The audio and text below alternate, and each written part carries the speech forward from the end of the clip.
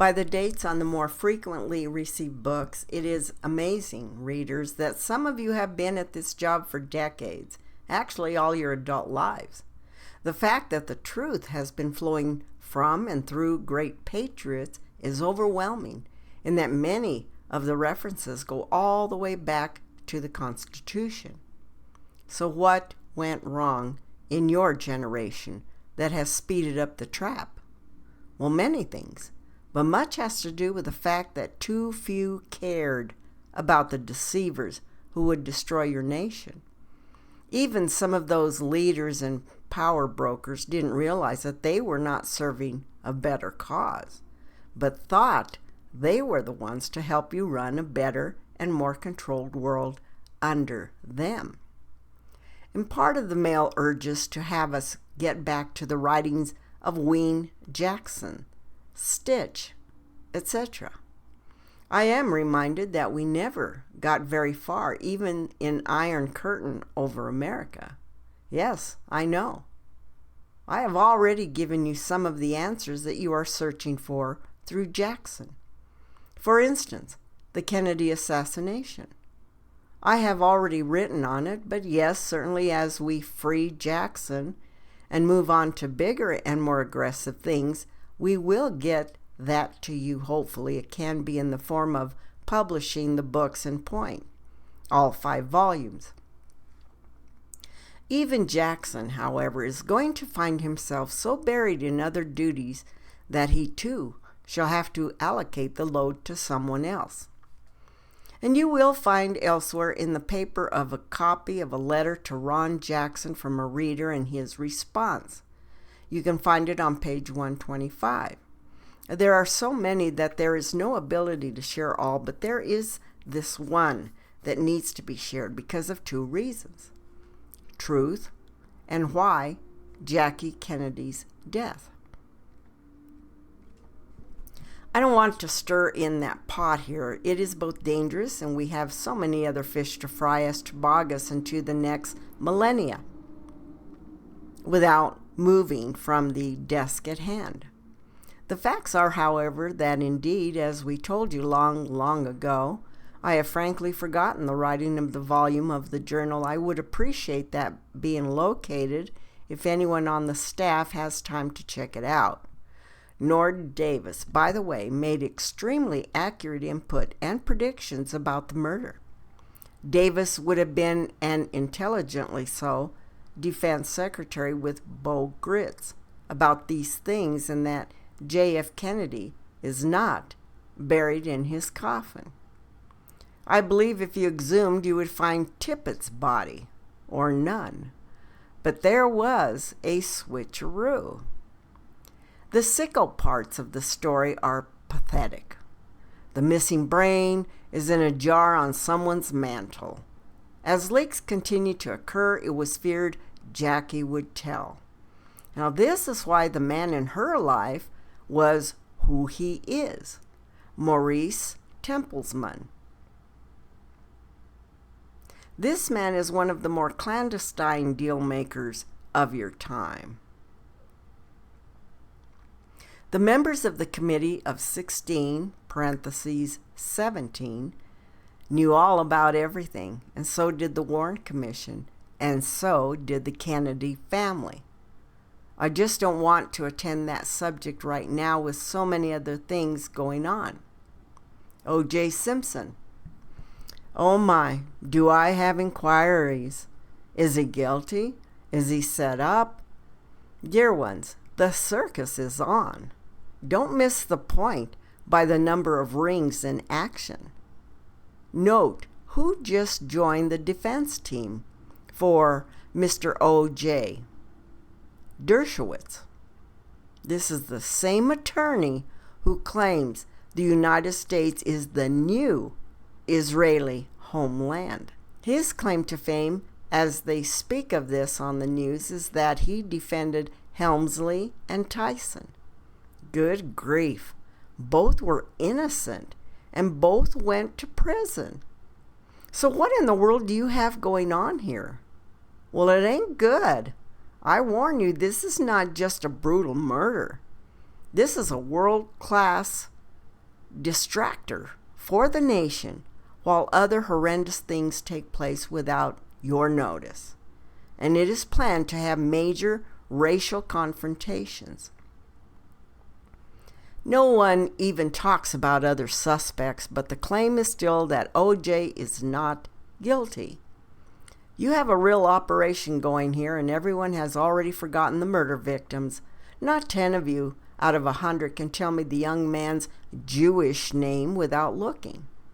But maybe O.J. did it. You might say, maybe? Maybe just doesn't cut it, does it? Have you ever seen any other murders treated in this fashion? No, dear ones. There is very definitely something wrong with this whole circumstance. Those murders were committed by someone, parenthesis S, who knew exactly what they were doing and did exactly right to cause the biggest stink in town. You don't think anyone would do this and set up O.J.? Remember something. O.J. was attached to the CIA. Now, in this instance, that may well not mean much, but other things do, and it includes the attachment. However, when you think that no one could go to such lengths as to murder heinously and set up someone else, what makes you think such a thing? Look at what we were just discussing above, Kennedy. And try Vince Foster just for the heck of it. Suicide? With 2 bullets to the base of the skull? Come on now. Further, do you really think that O.J. would just go dump his bloody clothes in the washing machine for all the world to find? And would O.J. now go along with the set-up and established story for the good of all involved? If he gets off? Of course. Because he doesn't have a choice, does he? Did he know in advance? I doubt it very seriously. The big boys have to play for high stakes now, readers, and this is only a beginning. This is so obviously a professional killer's handiwork that it belongs in a Peter Sellers movie. Well, this is also staged to take a very loud message to everyone involved politically or actually criminally. Could O.J. have been on something which made him crazy and then forget?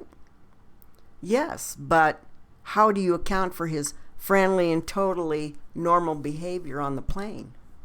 And why would the whole world, including the military, insist on looking, in parentheses, and we'll probably find, the murder weapon halfway across a nation in a vacant lot? That is called planted evidence, and somebody tipped somebody. So what do I think of Bailey? Well, I don't think about Bailey. When I do, however, I think that he was trained in hypnosis by the master teacher, Mark Gilboyne. So if anyone can hand a jury over on a platter, he can. More important, I remind you that there may not be much more interesting going on, but there is a lot that is certainly more important. You had a bunch of men who literally ruled America and still do, that you hardly even know, much less know their importance and their roles in your destruction. Are they on Ron's committee? Could be. I've told you to watch out for some ongoing action from a few of them who are still kicking about into everything. I'd really keep an eye out on Clark Clifford and old Robert McNamara. Then there was Abe Fortas and Deb Kazenbach. And let's not forget Dean Rusk and Walt Rostow, and on and on. Old and or dead just doesn't matter any longer, sleepyheads. If they could suicide for Estral, my dears, they will murder or suicide anyone. Now, I remind you that there are at least 2 major factions at work here, and I suggest that you need to attend what is happening in your nation instead of becoming so totally sidetracked, because the media is in a feeding frenzy, and the chum is being poured out all over them. For instance, no one hardly noticed a 140-point drop in your stock market this week as OJ gets every newscast and tabloid. Watch it, because you will always have a big celebrity on the block of news every time there is a happening to cover. Khazarians, how would you like to be a German and have this next hit you? Bonn, Germany, Saturday, the 14th of May, 1994. Chancellor Helmut Kohl's government plans to make a crime out of a far-right denials that the Holocaust murders of Jews took place. Bonn, Germany, Auschwitz lie to be an offense in Germany, to make it a criminal offense to deny that the Holocaust murder of Jews took place. It was already a criminal offense, readers, a criminal offense. It is an offense in every British connected country, and the push is to have it a criminal offense in the USA. Now, that doesn't mean that the Holocaust is actually real as presented, only that no one can talk about the possibilities of it not being factual as presented by the Holocaust using Jews. So was there a Holocaust? Yes. There was a terrible massacre of Christians by the millions, 10 or more by Bolsheviks, who are the Jews at the time of the Zionist-created communism takeover of Russia. And there was also Holocaust by standards except fire of prisoners in Eisenhower's death camps as World War II came to a close. Millions of people died of starvation, deliberately inflicted by, yes, allies, under the orders of Dwight D. Eisenhower, a Jew. And was there death and destruction, a Holocaust in Germany? Yes, indeed, of the same kind, except that there were also other than Jews, so the Jews had no corner on the Holocaust market. The worst atrocities, in fact, took place in Soviet-run camps. None were set up for gas execution chambers. Do I think the Nazis were nice people? No, I think they were, however, people, just as Jews are people. There is no corner on the terror or horror market on your planet, citizens. I have one major pick with the Holocaust, as the Zionists make it a law to observe and write into history books. Well, the history is a lie, and therefore heinous for all to come in any future you might have upon the place.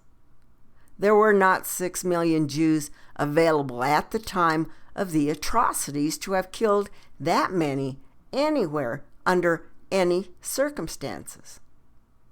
There are more Jews now taking payments from Germany than there were available at the time of said Holocaust.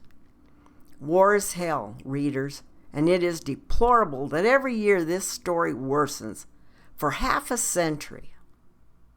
And further, to count as history a known and written as fiction story about Schindler's and make it an education requirement is about as bad as you can get. And the story itself was not claimed to be a truthful documentary. It was written as fiction. I am not against Jews, Holocausts in telling, or any such thing. I am against lying and putting it as truth into the archives of history. I can agree with the top line of the stationery for the Institute for Historical Review. The first law for the historian is that he shall never dare utter an untruth. Cicero. To deliberately tamper with the documents of history is unthinkable, and the way in which civilizations are brought to demise. And it reminds me of the UFO garbage of truth, partial truths, and lies.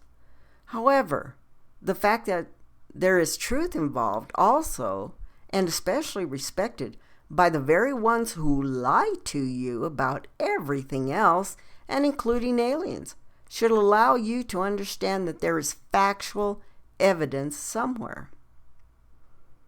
We'll offer a bit of old news on that subject just for the interest of it in a bit, but first I would like to reprint a letter which arrived here a couple days ago. This is from a reader who has been there, and if that is not valid input, where do you get your input? I declare that you get it by whatever method the creeps want you to get it. And here's a quote. June 17th or possibly 19th of 1994. Dear publisher of Contact, the global Messiah is dead. In parenthesis, Satanic Rabbi Schneerson. That's the good news. In the kill box, H. No comment, for he certainly was not a Messiah, except for the few he taught and who believed him. Global? No, I don't think so, readers. Good news? I have no comment whatsoever. Any man in human flesh will die. Some can be preserved and refurbished and restructured, but the human condition is a moment toward death of physicalness at some time in the journey. I'm a reader, in parenthesis, but not subscriber, for more than 1 year, and I enjoy some of your true articles very much. Of course, I'm not a newcomer to the Zionist conspiracy. What is, according to my consciousness based on my personal observances for well over 20 years, the cruel reality, the truth. As a Slavic by birth from behind the Iron Curtain and Judeo-Bolshevism, I'm a true expert on politics, so to me, there doesn't escape any Ashkenazi Khazarian name that anywhere in the world. Of course, I have their satanic Talmud, protocols, etc., to know the facts.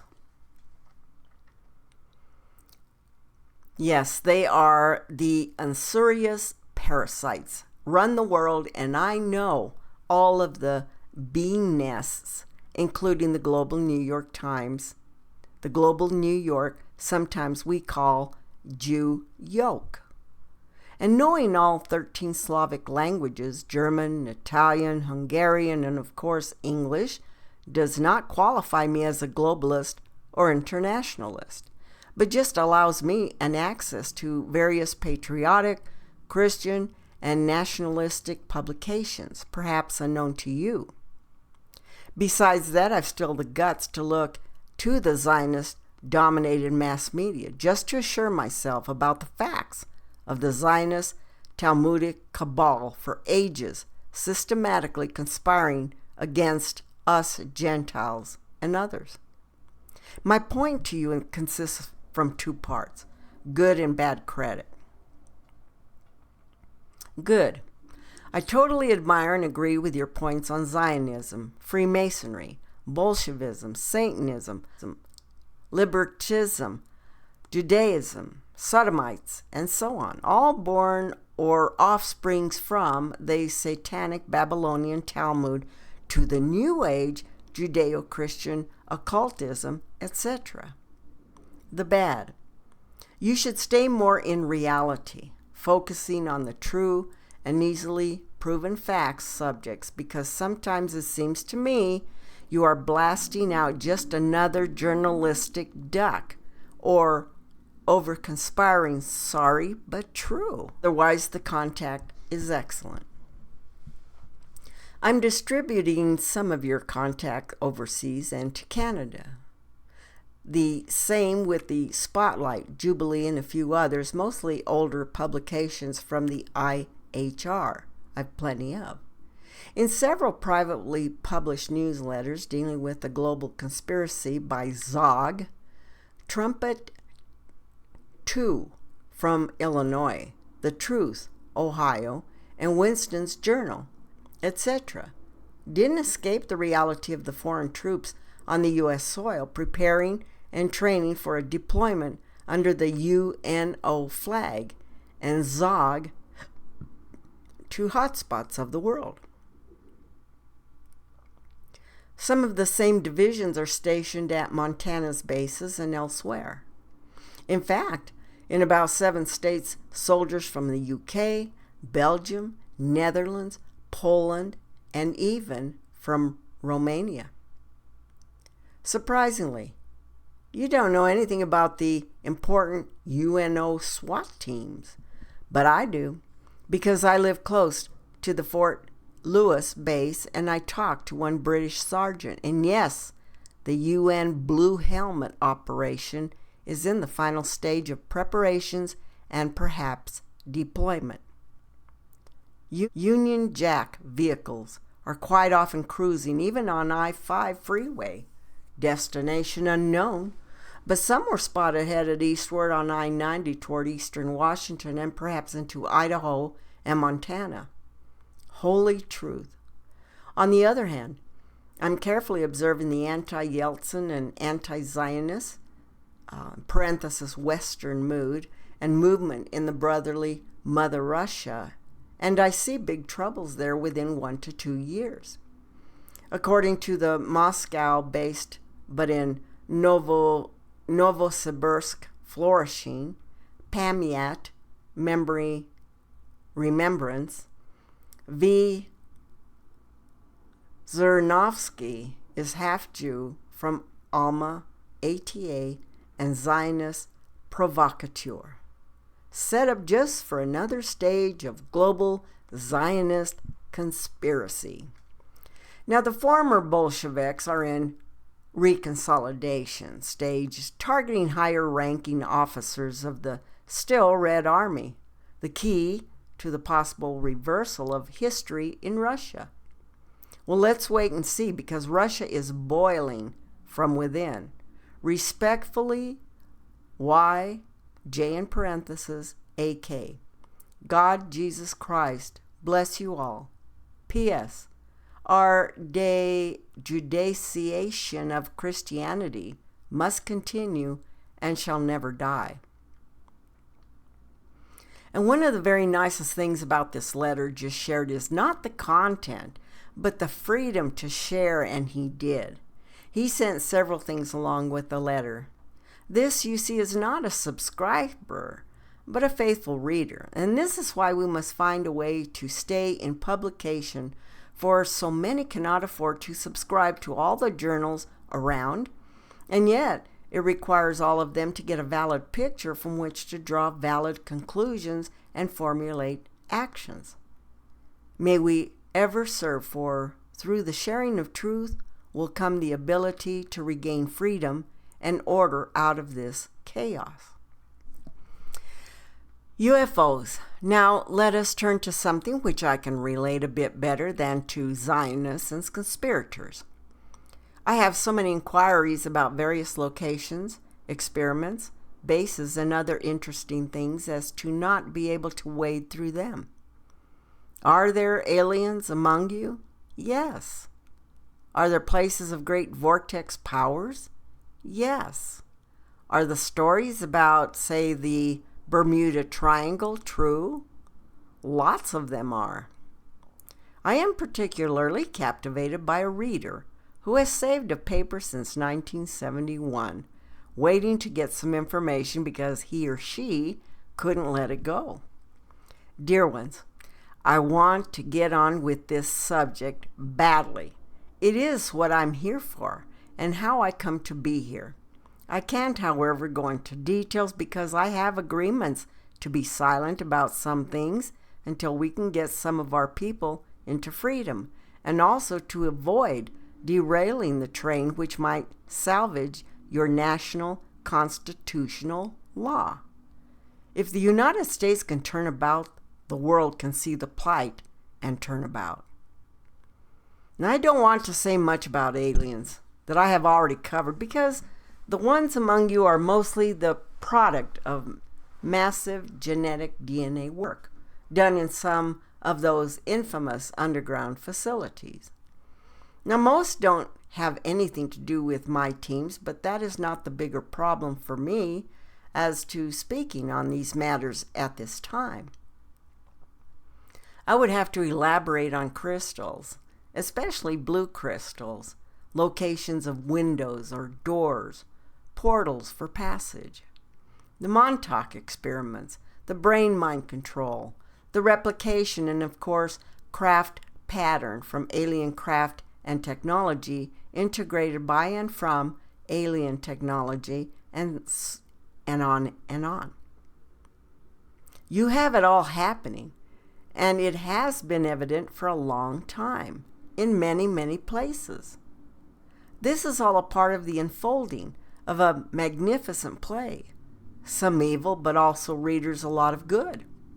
Man is tested, and the wondrous marvel of mankind is that he is gifted and can become godly in his expression. Will he? Yes, I believe he shall, even on the place most desecrated at this time and involvement. And for the interest value, let us share with you this article, which appeared in a paper in March of 1971. It should have made world news, but of course did not, as usual with this subject. UFO base off Florida coast, discovered by government physicist Jonathan Wright, written by Frank Nelson. Evidence indicates disappearance of over 120 ships and airplanes in mysterious Bermuda Triangle was caused by flying saucers. In the kill box it says, H. I wonder if anyone notices how absolutely silly that sounds. Flying saucers? The most wondrous craft in the cosmos. A set of dishes? Unidentified flying objects are using an isolated island in the Bahamas as a base for monitoring U.S. space flights and for a staging area to collect human specimens from Earth.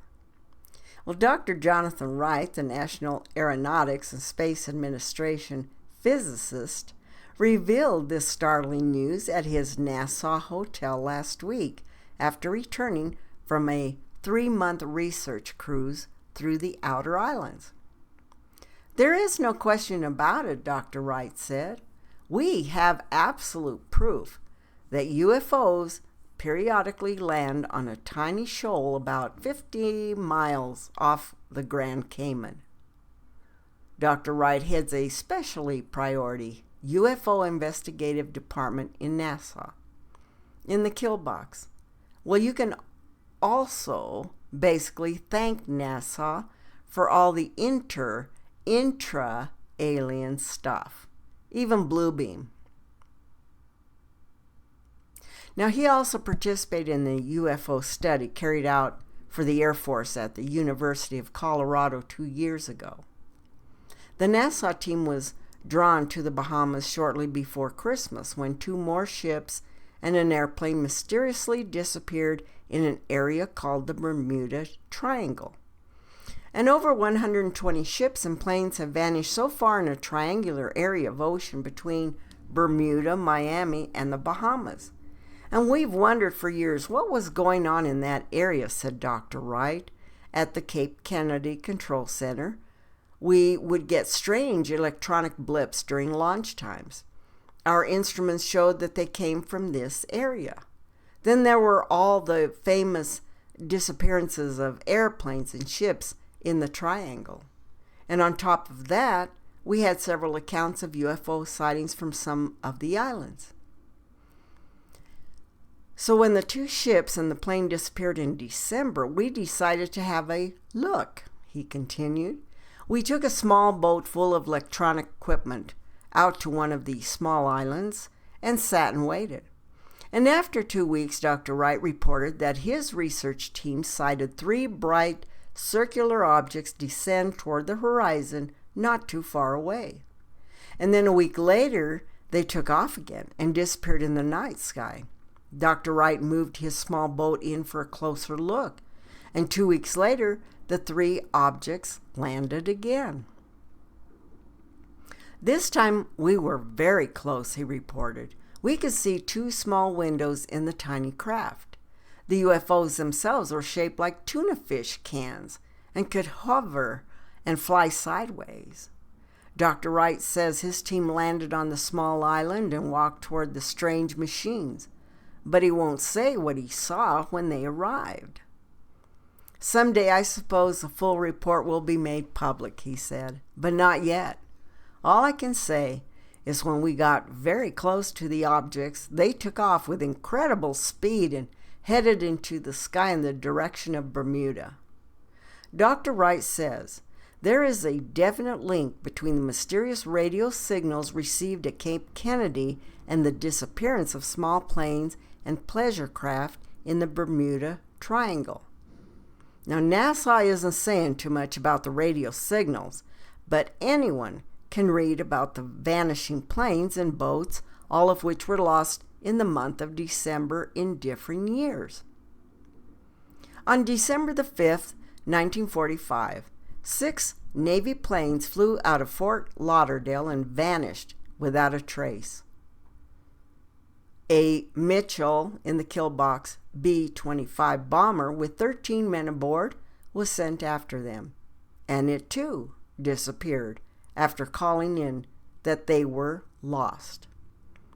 The Navy moved an aircraft carrier into the area, and 50 planes searched for remains of the lost aircraft, but found nothing, not even an oil slick. In December of 1948, a DC-3 with 32 passengers aboard disappeared in the Triangle, and in December of 1949, another DC-3 with 24 people aboard vanished, and not a speck of wreckage was found from either plane. In December of 1963, another DC-3 disappeared between San Juan and Miami. In 1967, a cabin cruiser vanished with trace just north of Grand Cayman. And the most recent disappearance involved 2 more yachts and 1 small plane in December of 1970.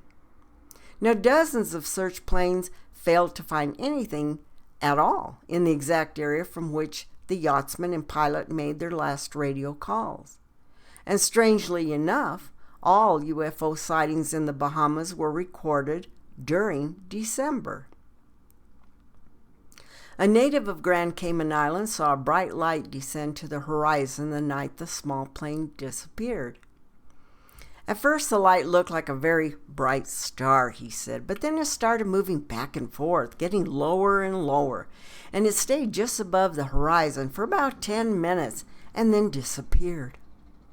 I watched, and a half hour later it rose again and seemed much closer and brighter, and then it quickly went straight up and out of sight. And Dr. Wright concludes that extraterrestrial creatures in the kill box, creatures, ? I wonder what you mean by that term. We are all creations and thus creatures from outer space have decided to watch Earth inhabitants from a safe place which is still close to one of America's important scientific bases. The Bahamas is perfect, says Wright, because these creatures can watch Cape Kennedy and electronically record everything that happens there. And they can also gather Earth specimens by capturing planes and small boats which venture into the triangle. In the kill box, H.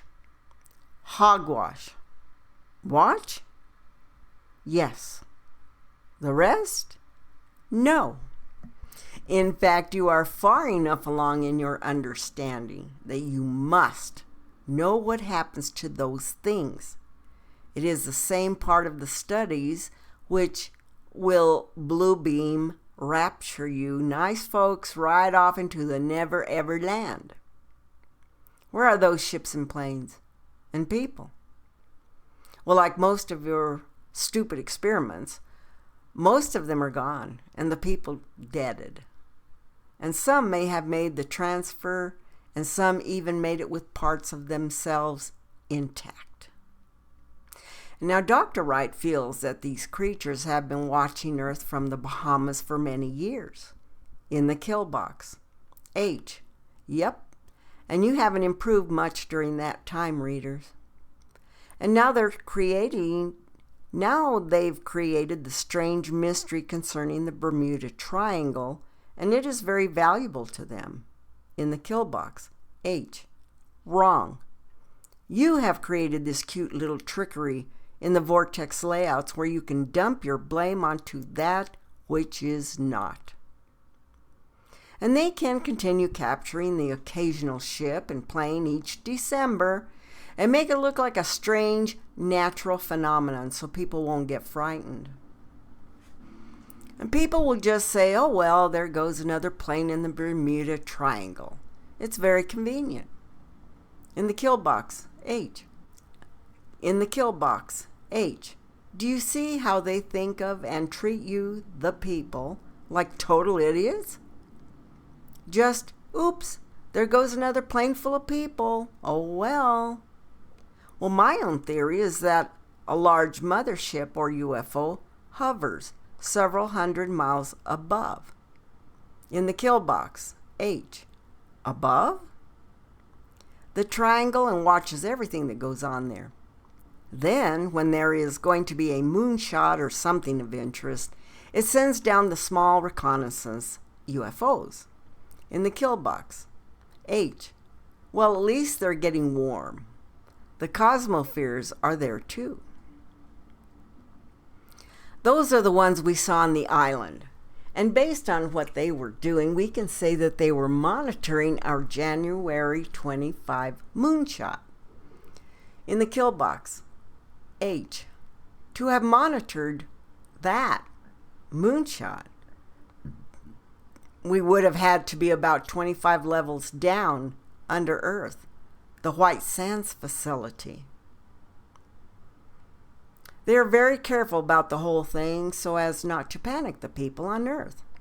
They only watch one scientific development or moon program and only take 1 or 2 specimens every 2 or 3 years. In the kill box, H. Yeah, who needs more? Dr. Wright won't explain exactly how he thinks the ships and planes disappear. In the kill box, H, I bet. But he hints that the huge UFO mothership comes down to the surface and actually lifts whole yachts out of water or flies alongside a small plane and captures it in midair. You see, he says, this wouldn't arouse suspicion since small planes and yachts are always disappearing. In the kill box, H. Really? People don't get too upset because few people seem to care when a rich person disappears in his private boat or plane. Well, that's just one of the risks of sailing or flying. In the kill box, H. Am I really reading this? And these people make perfect specimens for the space creatures to study. They are usually quite intelligent men, business leaders, important officials, and so on. In the kill box, H. Wow. I can tell you one thing, said Dr. Wright. I'm never going back to that island in a small boat, and I'm never going to fly across the Bermuda Triangle. In the kill box. Why? I'm sure no self-respecting alien would want to study this specimen, for he must be one of your more stupid productions. But do you see how disinformation propaganda to cover covert, treacherous activities takes place? Wake up, sleepy heads, and pay more attention to things like some of the X-Files, especially the ones about your secret facilities, secret research, and secret joint venture technology. Do you suppose he said above to cover what happens underneath the Caymans and those Bahamas? Maybe it is even to cover what happens in the banks on those islands. My, just thought we too might speculate. Salut and good evening.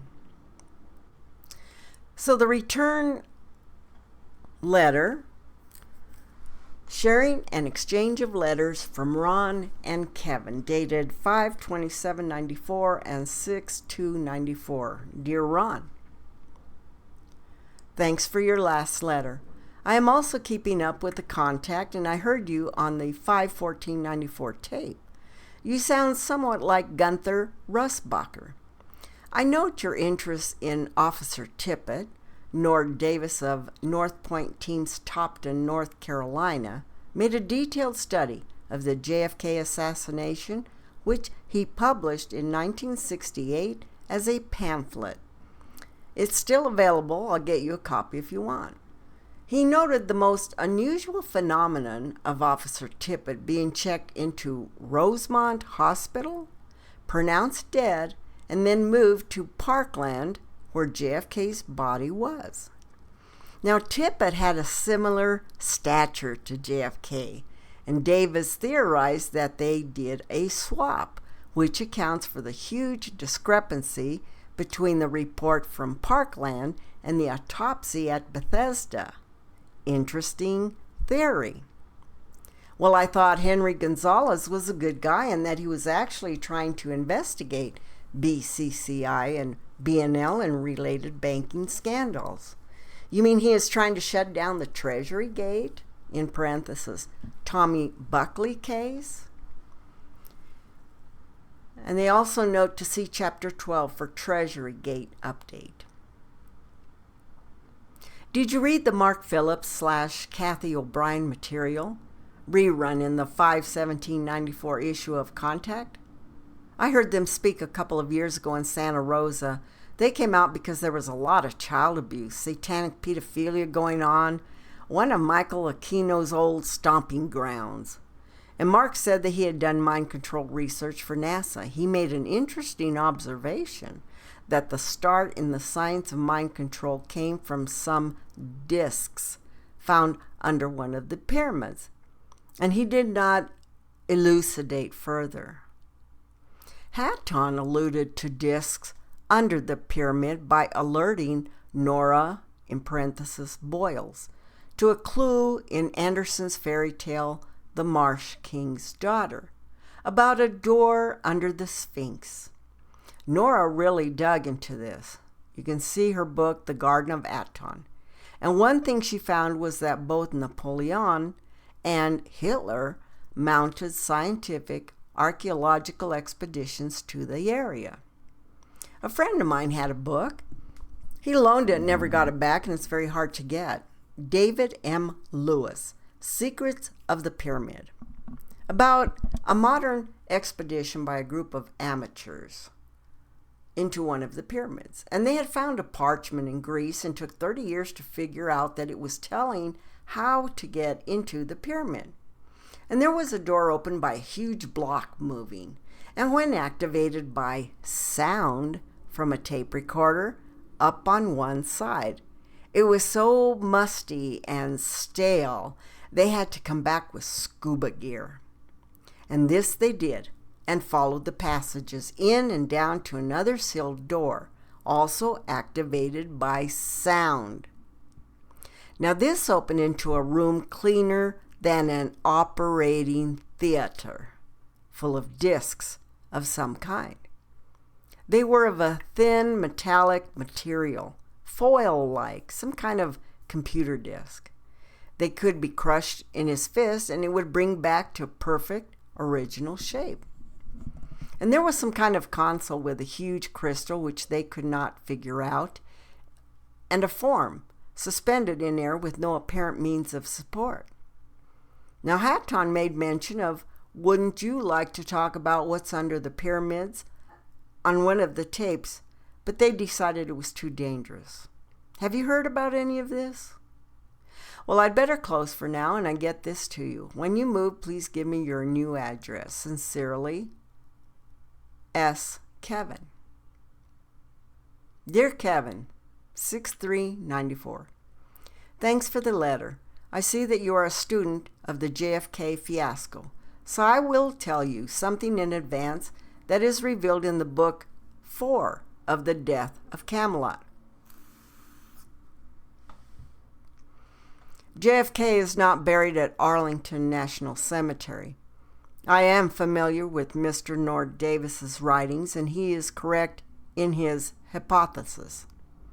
The only people who know that the bodies were switched is the Kennedy family, the Warren Commission, and the committee that I describe in my books. You may now include yourself in some very privileged company. This was done because the original autopsy proved that the shot fired from the knoll was the fatal shot. This was also one of the reasons that details were sequestered until 2040. Another reason was government also suspected involvement of Earl Warren, although they had no proof. Gonzalez still has the opportunity to be a good guy, but he is the atypical politician and will succumb to political pressure. I know these people, and they are predictable as day and night. Believe me, you have no idea what is about to break about BCCI and BNL. If the government doesn't release that information, I will. And many other people are involved besides Clifford and Altman. I have been all over that area, and the atmosphere there is heavy. The discs that are referred to are genuine, and I will go into detail when I reveal my involvement of MJ12. The discs are a product of others, and I will explain later. Hatton knows of my knowledge and intent, and that subject will be addressed after my release. There is considerable activity going on regarding my release. All is with the federal government. Contact will run in the next issue a request of the readers to start a letter writing campaign to the governor of Nevada. I would request that you and anyone else you know to write the governor. Keep your request of a general nature, if you would, urging my release. This will put pressure on the federal government. His address is Governor Bob Miller, Capitol Complex, Carson City, Nevada, 89710. I appreciate your letters and interest, and may the light and force be with you. We will prevail. Thanks again. Please continue to write. Kevin J. Lyons, Dear Ron, thank you for responding to my last letter. I really look forward to hearing from you, and incidentally, I am forwarding copies of your correspondence to Contact. So if there's anything you don't want published, please indicate. Right now, I am at the stop-off en route to my daughter's graduation, 8th grade in Northern California, a very warm day here. And I will certainly start writing to the governor of Nevada as requested. I am curious to know why you are incarcerated in Nevada. It would also help to know why you are incarcerated, how long the sentence was, and if and when it expired. I have heard that you were due for release recently. Some details would help to add persuasion in the letters. Since hearing you on the 514 tape with Michael Silverhawk, I received an informational packet on the refounding amendment and then got a call from Barbara Scott.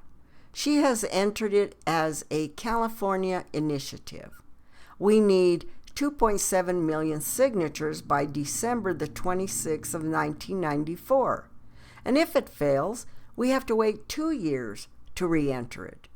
Barb is very gung-ho and positive, but it seems to me we should have given ourselves more time. The question is, do we even have that time? Would you please comment on this? i.e., should we delay the starting gun if it's still possible to do so? I was aware of Barb but had never met her and was pleased to find out that she is a Contact reader. Also, that she had been out to videotape an interview with you at the jail. I now have a copy. We'll send one to Contact if they haven't seen it. I was curious to see what you look like. I am not exactly a JFK conspiracy student. I have been a student of the Contact and its predecessors for the last 4 years, and the JFK thing has come up. There's tons of research and interest in that one subject. In fact, there's tons on the whole world conspiracy so that it boggles the mind that Joe Public is unaware of it. The prospect of having 2.7 million of them see that we need to refound is daunting, to say the least. We need a miracle. Incidentally, is it true that contact is read throughout the government and the halls of the elite conspiracy? When and how did you first learn of it? And getting back to one of your earlier letters, can you describe what you saw and did in the underground facilities that you visited? Who controls them? And what goes on there? And how do they keep the public from finding out? Actually, I think I know the answers from contact, but any further first-hand corroboration you can reveal would be most appreciated. Thank you for the confirmation on the Tippit JFK swap.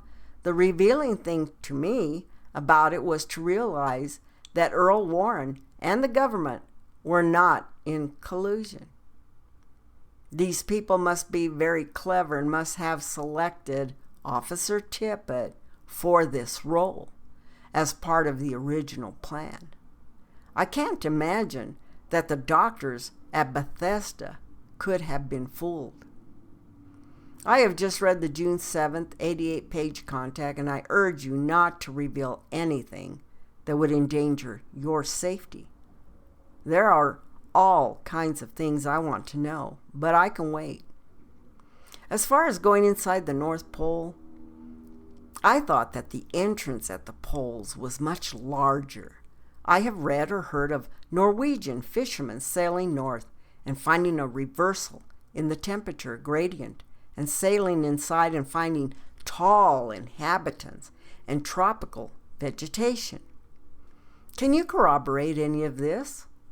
The subject of a hollow earth has been mentioned by Commander Hatton in Spacegate, Skeletons in the Closet, and in some taped meetings. Also in the Walter Russell material, it was pointed out that most all natural bodies have hollow centers. And the journals mention the flight of 200,000 Nazis to Antarctica at the end of World War II, and some subsequent clues of their continued presence, and that they will be a major player in the end time scenario. Also the voyages of Admiral Byrd. Other sources have described a hollow earth inhabited with a central sun, which shining out of the opening causes the aurora borealis. I'd better close this and get it mailed. May God bless you and keep you safe. Commander Hatton has often mentioned that you can ask within for protection and receive it. Keep up the good work, Kevin. So I could go on and on, but I think I will stop right here. And I'm going to save this so that we can continue because it's becoming more interesting. And we'll start with the next letter dated 6/16/1994. Okay, folks, thank you for stopping by. I hope this kind of piqued your interest so that you will return to find out more. The more we know as a collective, the better our chances of surviving what's to be. Now, we have to remember that these writings have come from way back, and no matter what's being said, it reflects everything that we're going through in this time in our lives. Now, this next part will be going more deeper into why this gentleman was incarcerated here in Nevada. So that'll be our next dive into the next reading. I just want to say that I love each and every one of you. We are all brothers and sisters. We were all created by the same Creator. Even the bad guys. Everything on this earth was created by the Creator.